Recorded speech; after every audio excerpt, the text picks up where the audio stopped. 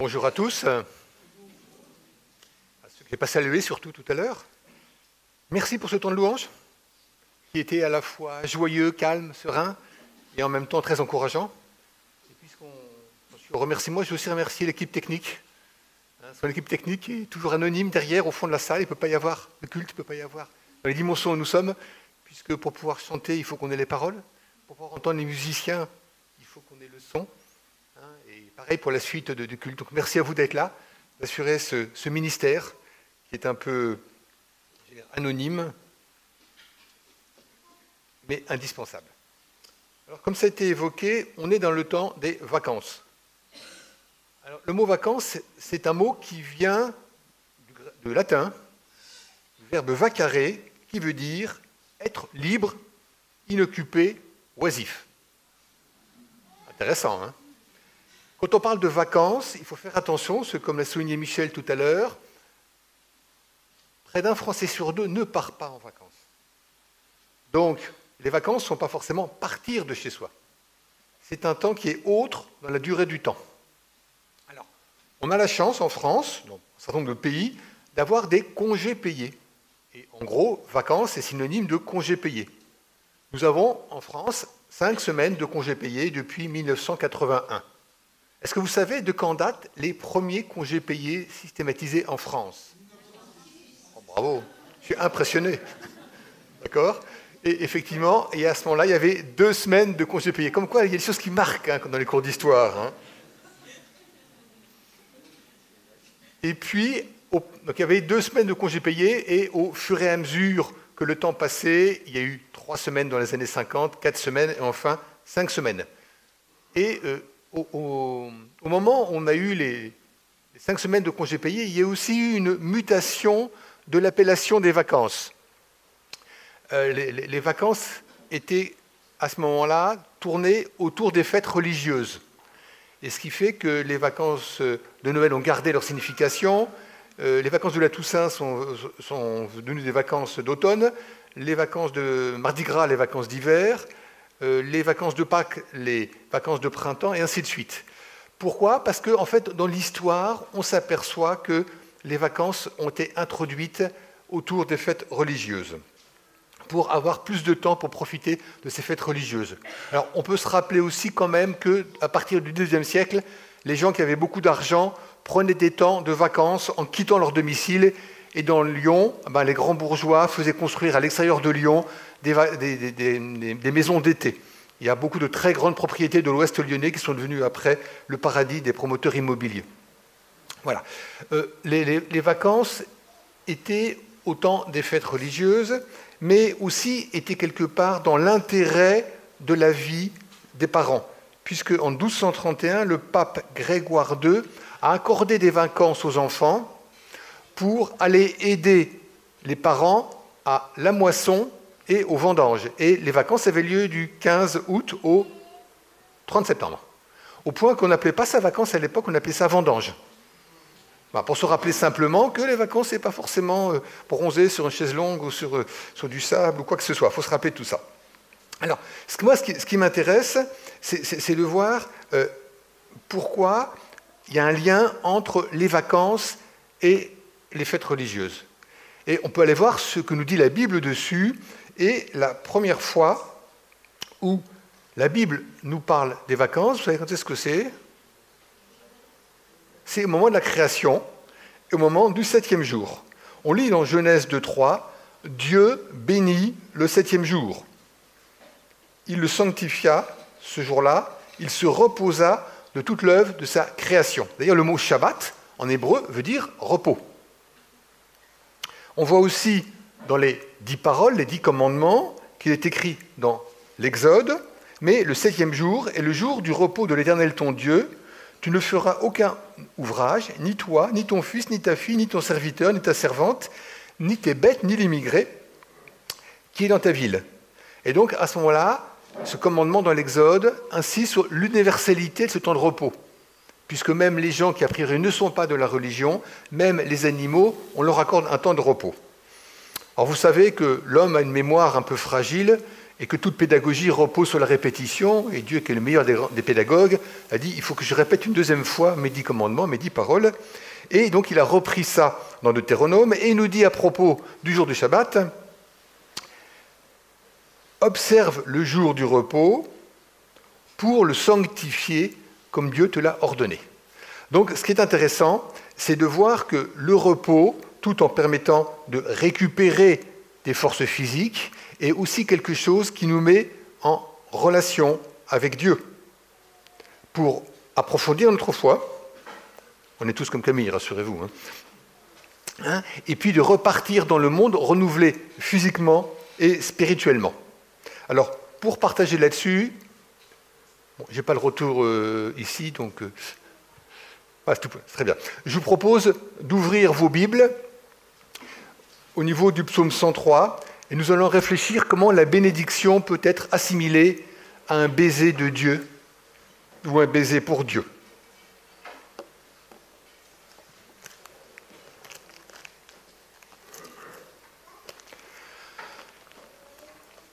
Je vais lire dans le texte de la nouvelle édition de Genève. Alors je précise parce que vous verrez qu'il y a beaucoup de nuances de traduction sur lesquelles je vais revenir tout à l'heure. De David.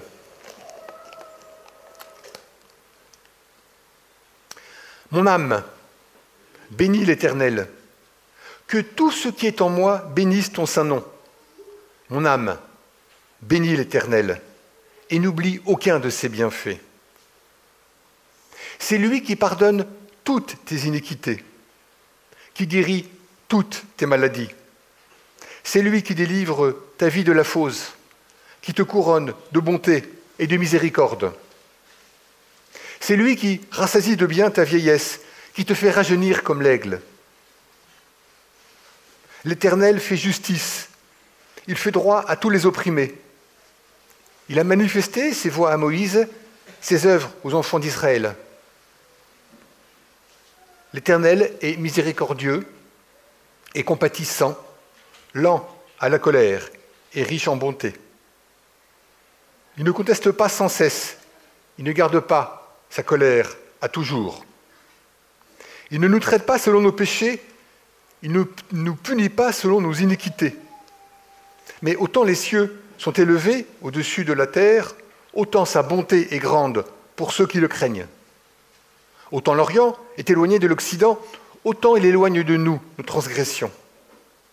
Comme un père a compassion de ses enfants, l'Éternel a compassion de ceux qui le craignent.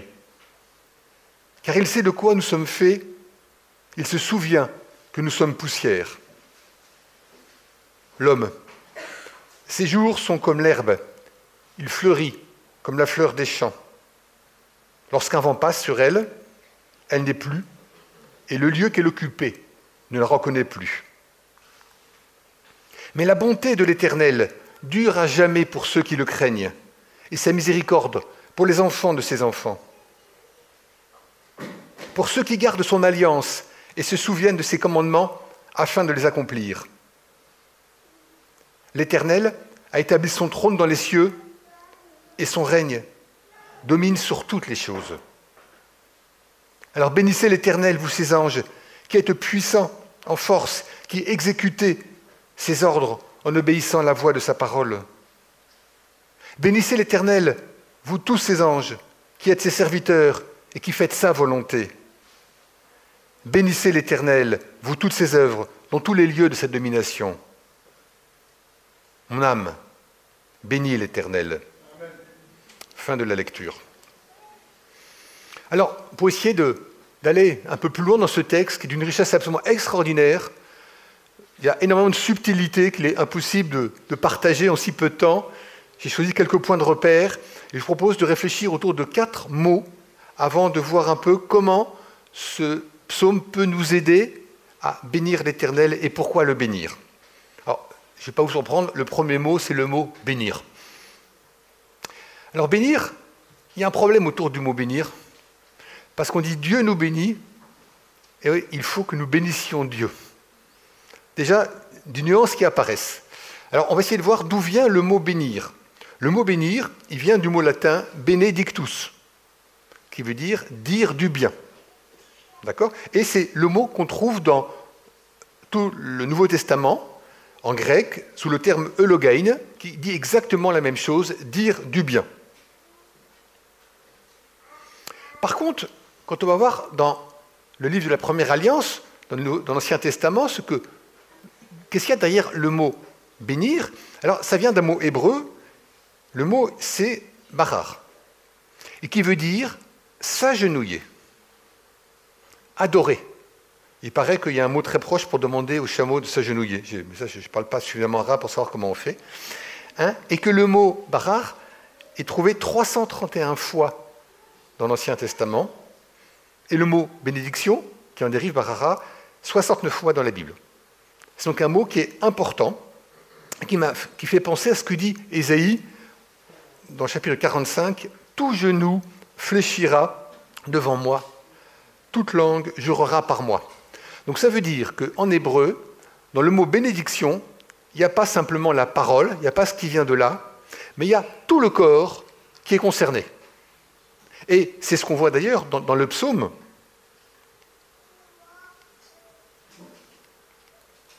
Dans le psaume où il est dit que tous ceux qui, alors c'est difficile à traduire, vit en moi, est en moi, tout mon être, bénisse son saint nom.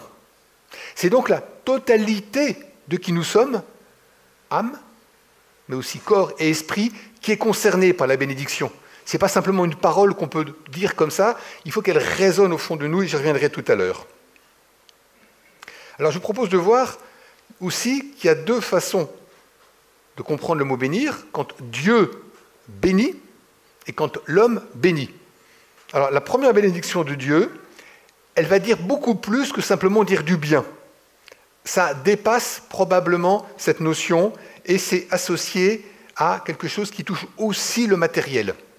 La première bénédiction, vous savez qui est au bénéfice de la première bénédiction? Les animaux. Et ensuite l'homme. En demandant aux animaux d'être féconds, de se multiplier.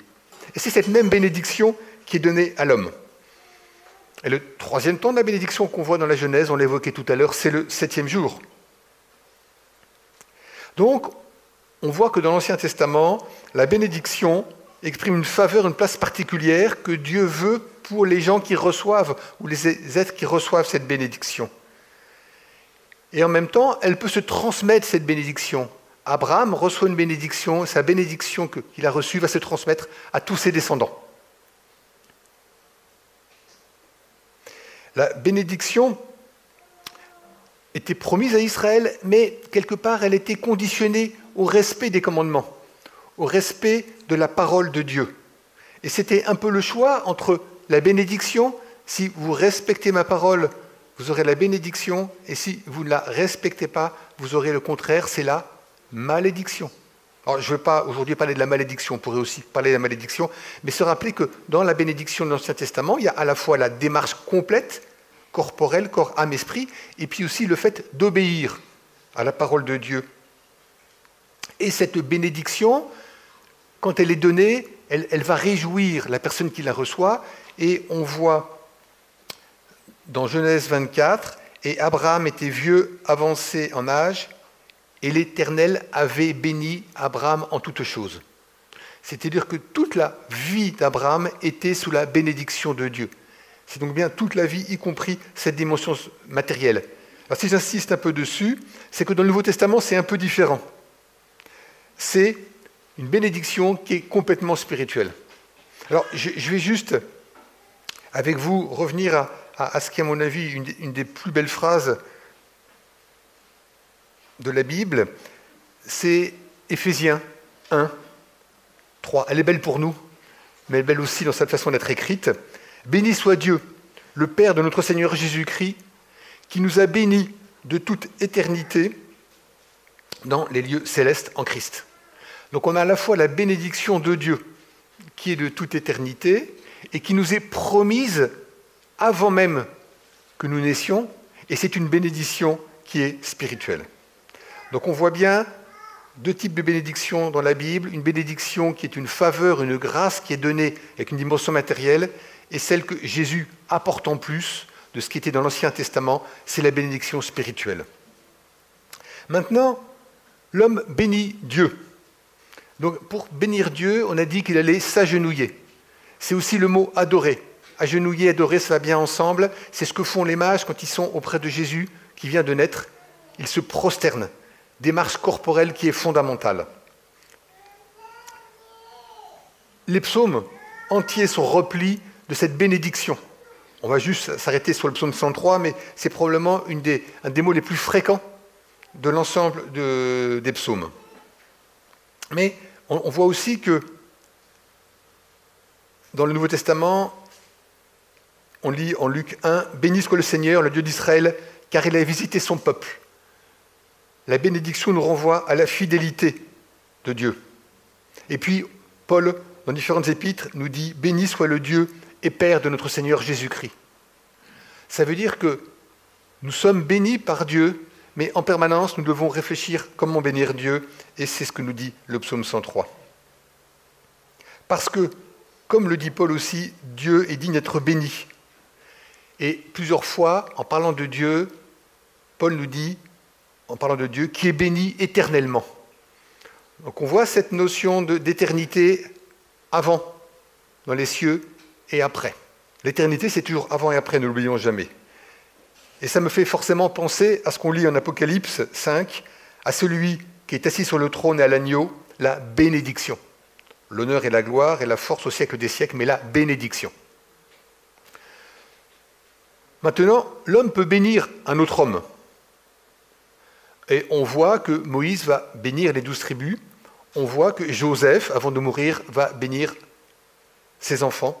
Et à travers les 12 tribus, avant d'entrer dans la terre promise.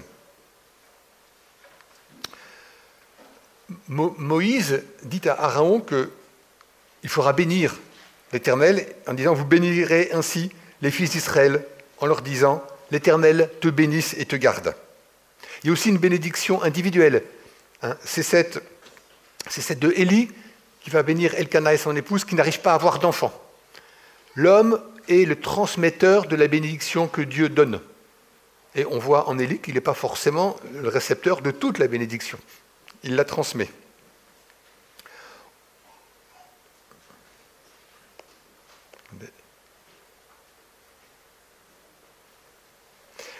On voit aussi dans le Nouveau Testament l'importance de cette bénédiction dans cette poursuite de ce qui se vivait le peuple d'Israël. C'est ce que dit Élisabeth quand elle voit Marie venir à elle.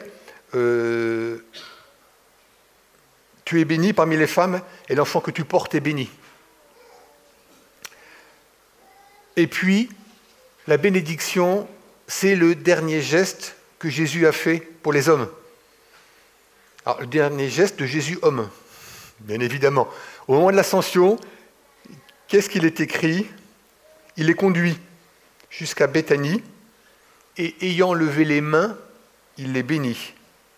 Et pendant qu'il les bénissait, il se sépara d'eux et fut enlevé au ciel. Et ce dernier geste de bénédiction de Dieu pour ses disciples, mais qui nous rejoint nous aussi, disciples de disciples de disciples de disciples, c'est le dernier acte que Jésus a fait. Il nous laisse sa bénédiction lui aussi. La bénédiction ne vient pas simplement du Père, elle vient aussi du Fils. Et il nous a enseigné à bénir tout au long de ce ministère. Bénissez ceux qui vous maudissent. On le voit aussi en Romains. Bénissez ceux qui vous persécutent. Bénissez et ne maudissez pas.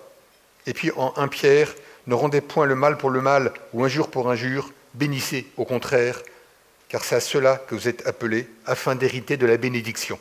Tu vois bien qu'il y a une relation entre la bénédiction que Dieu nous donne et la bénédiction que nous pouvons donner. Alors, quels sont les éléments qui nous permettent d'aller bénir Dieu? J'ai dit que j'ai parlé autour de 4 mots. On vient de voir le mot bénir. Et maintenant, on va voir un mot qui est traduit souvent par bonté. Alors là, il faut que je précise que c'est assez complexe, parce que le mot qui est employé ici, c'est un mot hébreu, qui dit chesed, et qui est traduit par une multitude de mots, parce que c'est difficile probablement de voir ce qu'il y a derrière ce mot. Et derrière ce mot bonté, on s'aperçoit qu'en hébreu, il y a à la fois quelque chose qui est de l'ordre de la bonté entre les hommes et de la bonté envers Dieu, ou la bonté de Dieu envers nous. Mais que derrière cette bonté, il y a quelque part quelque chose de l'ordre de l'engagement, de la promesse.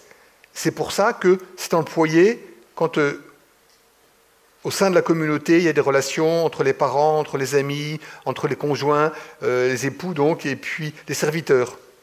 C'est un peu le modèle de l'amour conjugal, mais qui est dérivé d'une autre façon avec nos autres prochains.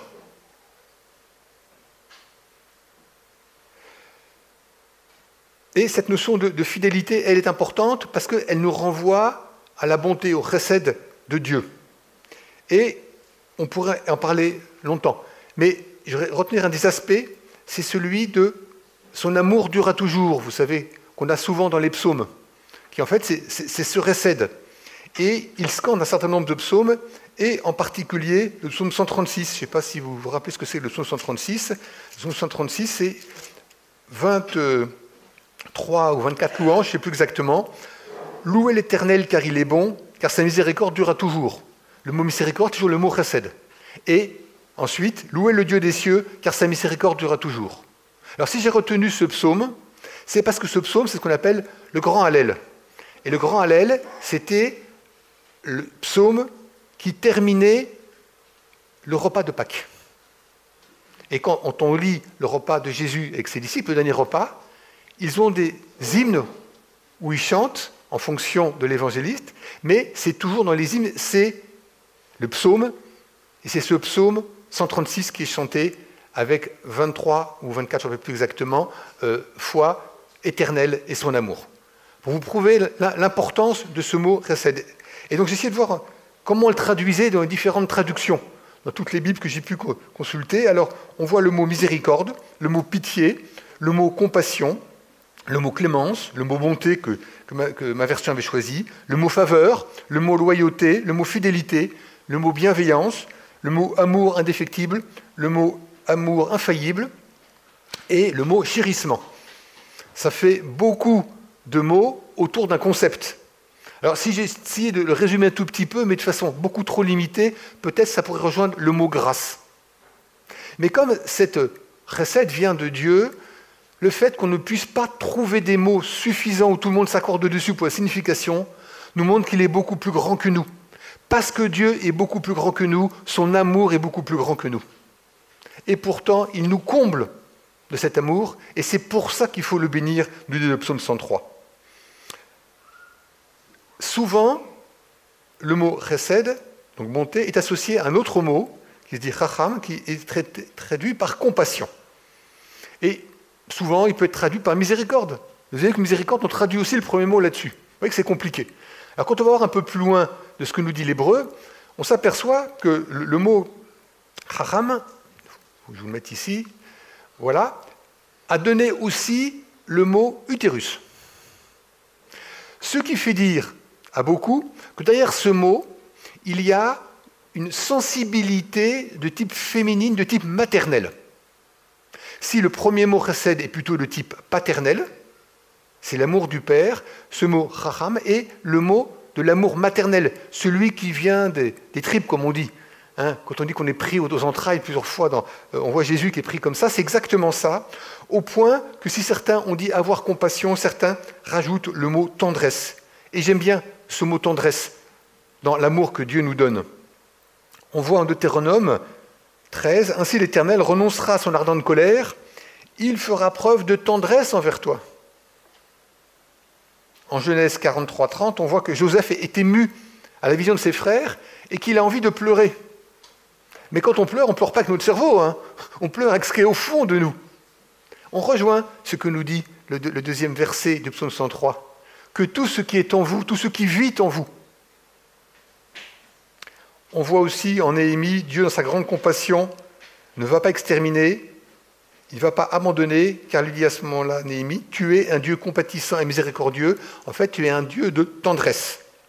Alors, ce qui me semble intéressant là-dessus, si le premier mot était un mot de type masculin, l'amour, plutôt de type paternel, ici, on a un mot de type féminin, au point que Chouraki, dans sa traduction, parle de tendresse matricielle, qui vient de la matrice. Et ça m'a fait penser, quand j'ai travaillé ce texte, ça nous renvoie à qui est Dieu. Dieu, c'est notre Père, bien sûr, mais quand il crée l'homme et la femme, il les crée masculins et féminins. Or, juste le verset d'avance, il le crée à son image. Donc Dieu, au fond de lui, nous donne à la fois de l'amour de type masculin, qui est un amour exigeant, qui est un amour auquel on doit répondre, qui est un amour où il y a cette notion de relation, et puis un amour sans limite. Un amour sans limite, qui est l'amour que toute mère a pour son enfant, quel que soit l'enfant qu'elle a. Quelles que soient les dérives de l'enfant, l'amour maternel sera toujours là. Et je trouve que c'est intéressant de voir dans ce psaume, de se rappeler les deux dimensions de l'amour. Donc Dieu, même s'il est Père, est à la fois Chesed et Raham. Et donc, se rappeler ça, parce que ça doit nous faire penser à nous qui nous sommes. Et peut-être surtout les hommes, qui n'ayant pas d'utérus, si je me trompe, ont plus de mal à ressentir cet amour de type maternel. Et le dernier mot qui, à mon avis, scande un petit peu le psaume, c'est le mot crainte. Alors, c'est quoi la crainte? C'est le début de la sagesse. On le retrouve à plusieurs reprises. Et pourquoi c'est important de craindre Dieu? Parce que si on ne craint pas l'autorité qui est au-dessus de nous, on fait n'importe quoi. En hébreu, on peut lire « Vous avez oublié l'exhortation qui vous est adressée comme à des fils. Mon fils, ne méprise pas le châtiment du Seigneur et ne perds pas courage lorsqu'il te reprend, car le Seigneur châtie celui qu'il aime. » Un juste châtiment n'est pas un mauvais châtiment. D'accord? Donc si on ne craint pas Dieu, c'est qu'on ne craint pas le châtiment de Dieu, c'est qu'on pense qu'on n'a pas besoin du jugement de Dieu parce qu'on se suffit à soi-même. Et c'est pour ça que la crainte de Dieu, c'est le début de la sagesse. On le voit dans Proverbes et dans les psaumes, mais on voit aussi des choses extrêmement intéressantes dans l'Ecclésiaste 12. La dernière phrase de l'Ecclésiaste, écoute la fin du discours. En gros, c'est le résumé. Je ne sais pas s'il y a des gens qui ont travaillé la communication. On explique quand on fait une communication, la première chose qui compte, que les gens vont se rappeler, c'est la première phrase qu'on va dire. Moi, je vous ai dit, comment allez-vous? Ça, c'est loupé. Ensuite, la deuxième chose qu'il y a, c'est la dernière phrase qu'on dit. Et si on est un très bon orateur, on a pris au milieu une phrase qui va marquer.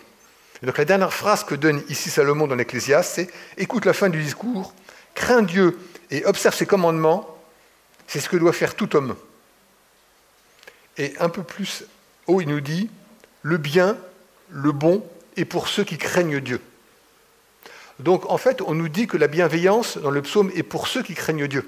À plusieurs reprises, on a cette expression qui est donnée. Ça veut nous dire que la bénédiction que Dieu nous donne ne peut être reçue que si on a la crainte de lui. Effectivement, c'est un Père plein d'amour, mais on a la crainte. Et souvent, moi, cette image de Dieu, ça fait à la fois masculin-féminin et qui inspire de la crainte, ça me fait penser à la parabole du Père et ses deux fils. Le fils qui revient après avoir ne pas dilapidé tout ce que son père lui avait donné, aussi bien matériel que spirituellement. Il revient à son père avec la crainte, en disant « j'accepterai tout ce qu'il va me dire parce que c'est lui qui est juge ». Et la réponse du père, c'est de courir à sa rencontre. Et ça fait penser, notre rapport avec Dieu, c'est le rapport du petit enfant qui va se jeter en toute confiance dans les bras de son père, sachant que son père va ouvrir les bras et le recevoir. Et je crois que c'est cette vision de la tendresse n'a de sens que parce que l'on sait que notre crainte est justifiée parce que Dieu a de l'amour et de la tendresse pour nous. Alors on va reprendre ce que nous dit rapidement ce psaume en se rappelant de ces 4 mots dont j'ai parlé. Pourquoi bénir Dieu? Parce que c'est ce à quoi nous invite ce psaume. C'est parce qu'il est beaucoup plus naturel à l'homme de se fixer sur ce qui ne va pas, sur l'oubli, sur l'ingratitude, que sur le reste. Et donc, naturellement, on ne va pas remercier Dieu. Donc on est appelé à bénir Dieu. Mais tout seul, on ne pourra pas le bénir. On ne pourra le bénir que parce que l'Esprit est là. Sans avoir l'Esprit qui nous permet de recevoir pleinement la justesse de la bénédiction de Dieu, nous ne pourrons pas, à notre tour, bénir Dieu. Et on voit que dans le psaume, en gros, il y a 3 thèmes. Le premier, c'est les bienfaits qui concernent personnellement David, donc n'importe qui d'entre nous qui est en train de s'adresser à Dieu. Ensuite, on s'aperçoit qu'on va bénir Dieu pour les compassions que Dieu a envers l'homme en général. Il sait que nous sommes pécheurs, il sait de quoi nous sommes faits. Il ne nous retient pas nos péchés. Il va quand même, j'allais dire, nous bénir. Et le 3e élément, on voit, c'est que la création tout entière à travers ce qu'on voit de la création, à travers ce qu'on voit des anges et des armées célestes, on voit qu'on a des raisons de bénir Dieu. Alors, pourquoi on peut le bénir, nous, en fonction de tout ça? Pourquoi en se souvenant qu'il y a à la fois cet amour-bonté, chesed, et cette compassion maternelle, racham? Parce que Dieu, avant toute chose, nous pardonne nos péchés. On a été racheté à un grand prix. Et ce grand prix, c'est la mort de Christ sur la croix. Et si on se rappelle que Dieu nous donne le pardon des péchés, c'est un prix qu'on ne peut pas mesurer. Et c'est la première chose que nous dit le psaume 103, il pardonne tous nos péchés. Ensuite, on s'aperçoit qu'on doit le bénir parce qu'il est en permanence associé à notre vie. Alors il y a une petite nuance de traduction sur laquelle je vais revenir en fonction des Bibles que vous avez. C'est verset 5, c'est lui qui rassasie de bien ta vieillesse, qui te fait rajeunir comme l'aigle. Le mot qui est vieillesse est un mot qui est très difficile à traduire, parce qu'il est encore plus chargé de sens différents que ceux qu'on a évoqués tout à l'heure. En fonction des traductions que vous pouvez avoir, vous aurez la bouche, vous aurez l'ornement, le parement. Alors, la majorité des traductions en français, et même des traductions étrangères, retiennent plutôt ici vieillesse, parce qu'on parle de la jeunesse juste après. En fait, ce que ça veut nous dire, c'est que Dieu est présent tout le temps, quel que soit notre aspect, qu'on soit jeune ou qu'on soit vieux, notre vie est donnée par Dieu. Ça me fait penser à Deutéronome 32, c'est moi seul qui suis Dieu, c'est moi qui fais vivre et qui fais mourir. Effectivement, qui fait mourir, c'est la fosse. La fosse dont parle le psaume 103, c'est la fosse où on va être enterré. Mais qu'est-ce qu'il fait, Dieu? Il nous rachète notre vie près de la fosse. Et ce rachat, David le connaissait déjà.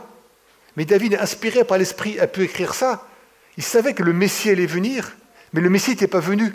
Donc pour nous, le rachat qui délivre ta vie de la fosse, ou le rachat en fonction des traductions, n'est possible que parce que Jésus est venu. Que Jésus est venu parmi nous, que la parole s'est faite chair, qu'il nous a parlé et qu'il est mort pour nous sur la croix pour le pardon de nos péchés. Donc déjà, ce psaume 103 nous dit qu'on a des raisons de bénir Dieu parce qu'il nous rappelle la bénédiction de Dieu à travers son Fils qui est venu mourir pour nous. Mais en même temps, c'est un Dieu de justice. On a des raisons de dire que fait Dieu dans ma vie? Parce que ce que l'on vit ne correspond pas forcément à ce qu'on attendrait de Dieu. Et par moments, on a tendance à dire Dieu fait quelque chose quand même, montre-moi. Mais on doit savoir que Dieu va répondre à nos prières, que Dieu nous fera justice. Mais comme on l'évoquait avec Daniel tout à l'heure, ce n'est pas forcément de la façon dont on veut et au moment où on veut. Mais on a la certitude que Dieu fait justice. Et pourquoi on a cette certitude? Parce que Dieu est fidèle. Il a donné sa parole. Il l'a donné à Moïse. C'est ce que nous rappelle le psaume 103. Mais il l'a donné à Moïse, mais il l'a donné à l'ensemble de l'humanité. Je ne sais pas si vous savez, la tradition des rabbins nous dit que quand la loi a été donnée en hébreu à Moïse, elle a été donnée aussi en 70 langues qui correspond à l'ensemble de l'humanité. Ça, ce n'est pas dans la Bible, c'est la traduction rabbinique. Mais c'est que d'emblée, c'était pour l'ensemble de l'humanité et pas simplement pour le peuple hébreu. Donc si le peuple hébreu nous dit que l'enseignement, parce que le mot Torah, qu'on traduit souvent par loi, on devrait dire enseignement, c'est pour l'ensemble de l'humanité. Et la fidélité de Dieu, elle est ici, dans cette parole qui est vraie depuis le moment où elle a donné jusqu'à ce qu'elle nous rejoigne nous, et bien après encore quand elle touchera les autres. Et comme il est juste et aimant, il ne va pas retenir tous les péchés. Un père ou une mère aimant vont punir son enfant, mais juste après, il va lui redonner tout son amour. Et c'est exactement ce que fait Dieu en ne retenant pas tous nos péchés. Et il y a aussi cette phrase où il nous est dit «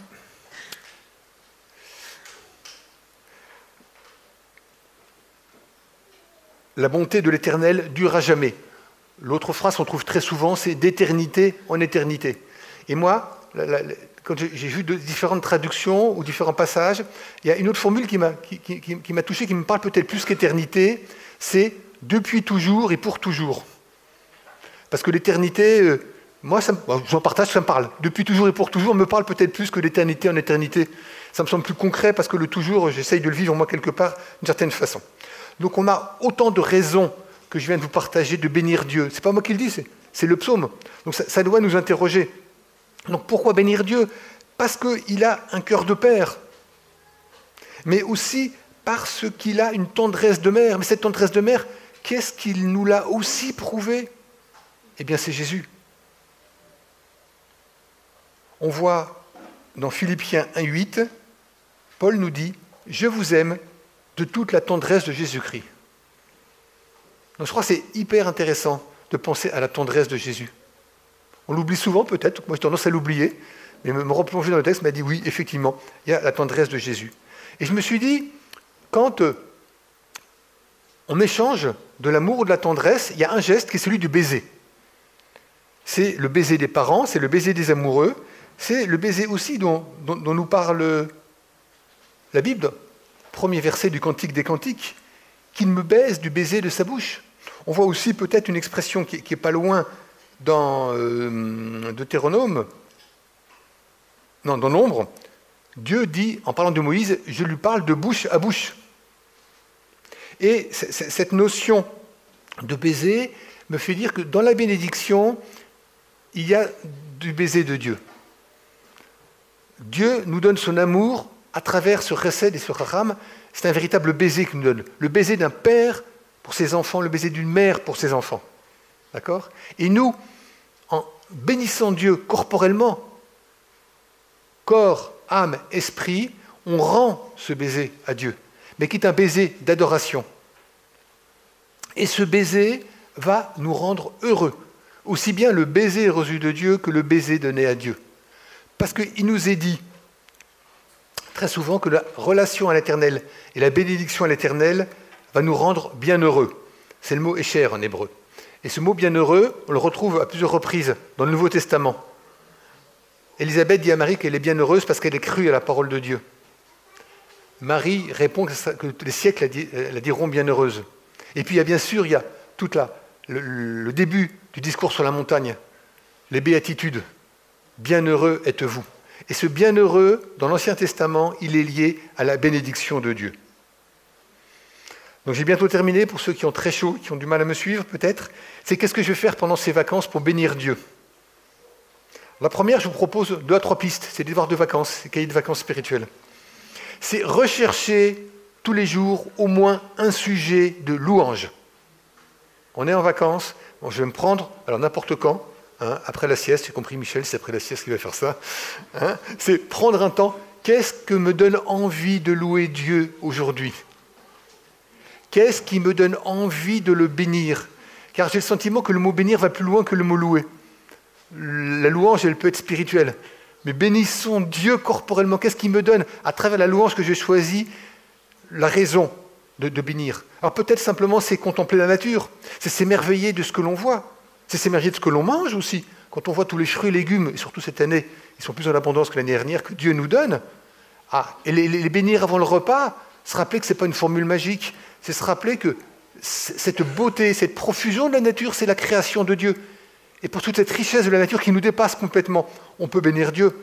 Et puis comment bénir Dieu ? Se rappeler, j'allais dire, à travers quoi aujourd'hui j'ai ressenti l'amour paternel de Dieu et son pardon ?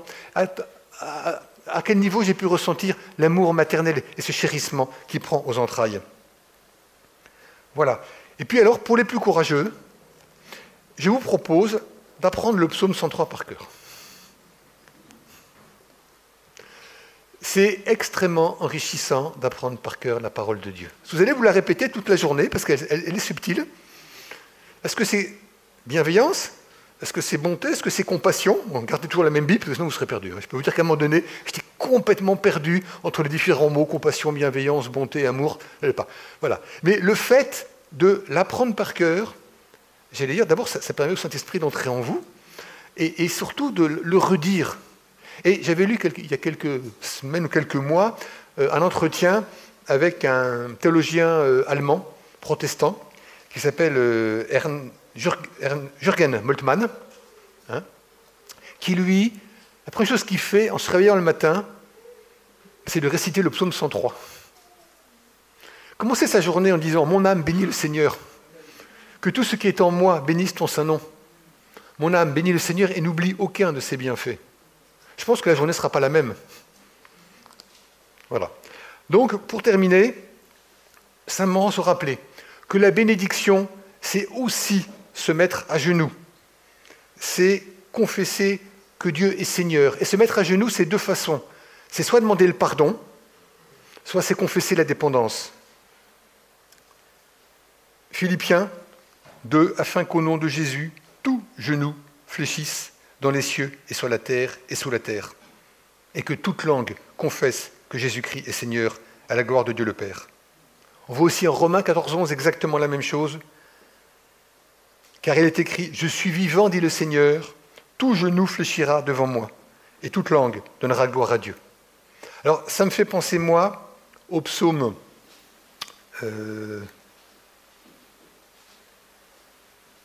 106, c'est le dernier verset, c'est le 49, qui nous dit « Béni soit l'Éternel, le Dieu d'Israël, d'éternité en éternité, et que tout le peuple dise « Amen, Alléluia ».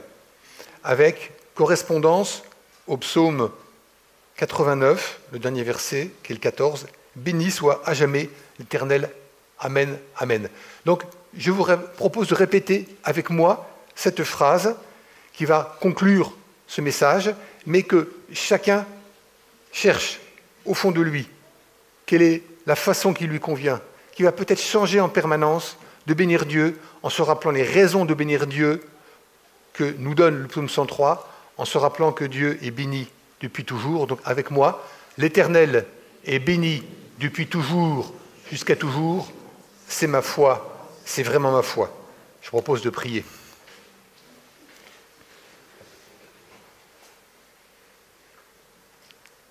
Éternel, mon Dieu, que mon âme, que notre âme te bénisse, parce que c'est ce à quoi tu nous appelles. Te glorifier, c'est te bénir, et te bénir, c'est te glorifier. Oui, donne-nous, quel que soit le temps météorologique, le temps d'occupation ou le temps de travail que nous avons ces vacances, que nous cherchions tout ce que nous faisions à te bénir. Tu nous as demandé que quoi que nous fassions ou nous disions, nous le faisons pour ta gloire. Oui, te bénir, c'est te glorifier. À toi seul la gloire.